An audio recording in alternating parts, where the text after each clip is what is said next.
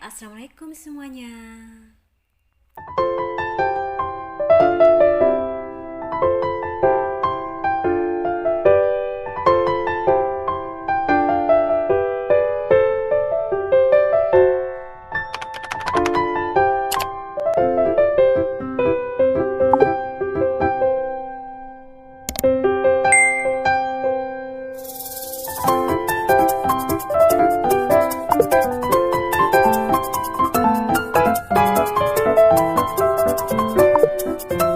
Halo, hai adik-adik, ketemu lagi dengan saya. Bagaimana kabar kalian hari ini? Semoga kita selalu diberikan kesehatan, karena sehat itu sangat penting. Dan sehat adalah rezeki yang paling utama yang harus kita jaga. Nah, langsung saja.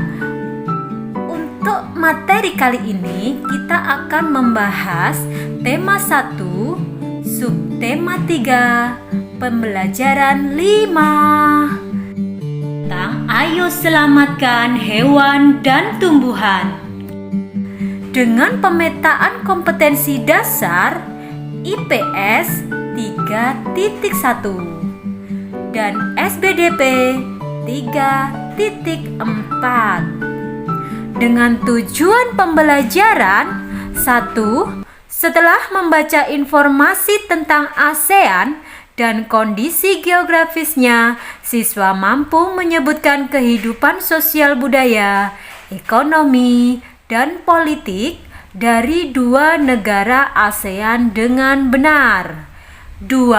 Setelah berdiskusi, siswa mampu menuliskan laporan tentang kehidupan sosial budaya, ekonomi, dan politik dari dua negara ASEAN dengan benar. 3. Setelah melakukan uji coba dengan warna, siswa mampu menemukan pewarnaan patung yang tepat. 4. Dengan bahan pewarna yang ada, siswa mampu mendesain patung dengan lebih terampil. Tahukah kamu, kondisi geografis yang berbeda mendorong negara-negara ASEAN untuk bekerjasama di berbagai bidang. Mari kita mengenal beberapa keunikan flora dan fauna di beberapa negara ASEAN. Mari kita mengenal fauna unik dari negara Thailand. Thailand memiliki hewan yang bernama Owa pileated. Hewan ini tersebar di hutan Thailand. Pileated hidup di atas pohon. Jumlah kerdil ini tinggal 32.000. Bunga Rafflesia hidup di Taman Nasional Bengkulu. Bunga ini mempunyai ukuran diameter bunga hampir mencapai 1 meter. Bunga Rafflesia disebut juga bunga bangkai karena baunya yang sangat kuat. Saat ini bunga bangkai terancam punah karena habitat yang terbatas. Pembangunan yang dilakukan oleh manusia berakibat buruk terhadap habitat tanaman ini. Tanaman dan hewan langka banyak diburu oleh orang-orang yang tidak bertanggung jawab. Indonesia dan negara-negara yang tergabung di ASEAN bekerja sama untuk ikut melestarikan flora dan fauna langka. Negara-negara di Asia Tenggara yang bernaung di bawah ASEAN memiliki kesamaan geografis. Oleh sebab itu, banyak persamaan dari sisi budaya, flora, fauna, kegiatan ekonomi, dan politiknya. Kekayaan alam dan budaya negara-negara ASEAN sangat menarik perhatian negara lain. Kamu sudah memiliki informasi tentang dua negara ASEAN dan mengumpulkan informasi tentang kehidupan sosial budaya, ekonomi, dan politik. Ambillah seluruh informasi yang kamu miliki. Kemudian tulislah informasi lengkap dari negara ASEAN yang kamu pilih, meliputi kehidupan sosial, budaya, ekonomi, dan politik. Nah, di sini saya beri contoh, itu adalah negara Brunei Darussalam.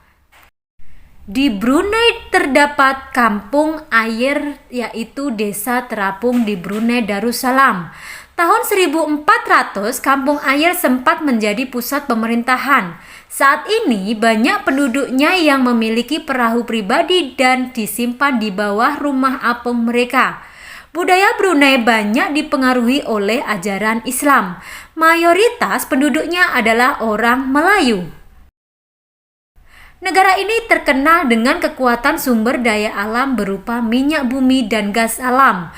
Brunei menjadi negara di Asia Tenggara yang memiliki pendapatan per kapita tertinggi karena gas alamnya. Brunei adalah negara kecil yang terletak di bagian utara Pulau Kalimantan. Brunei berhasil memperoleh kemerdekaannya pada tahun 1984 setelah hampir satu abad berada di bawah kekuasaan Inggris. Saat ini Brunei merupakan negara yang pendapatan per kapitanya tertinggi di kawasan Asia Tenggara.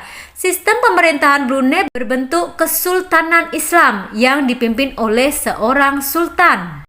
Materi selanjutnya, ayo berkreasi. Sudah siapkah patungmu?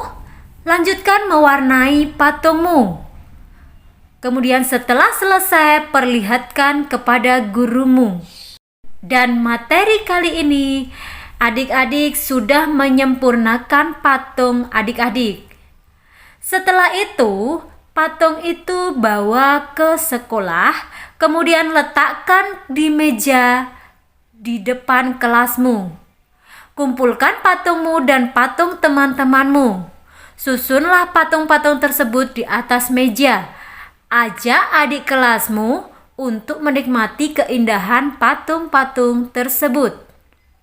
Dan hasilnya, kamu sudah memberi contoh kepada adik kelasmu tentang kreativitas dan ketekunan dalam menghasilkan patung.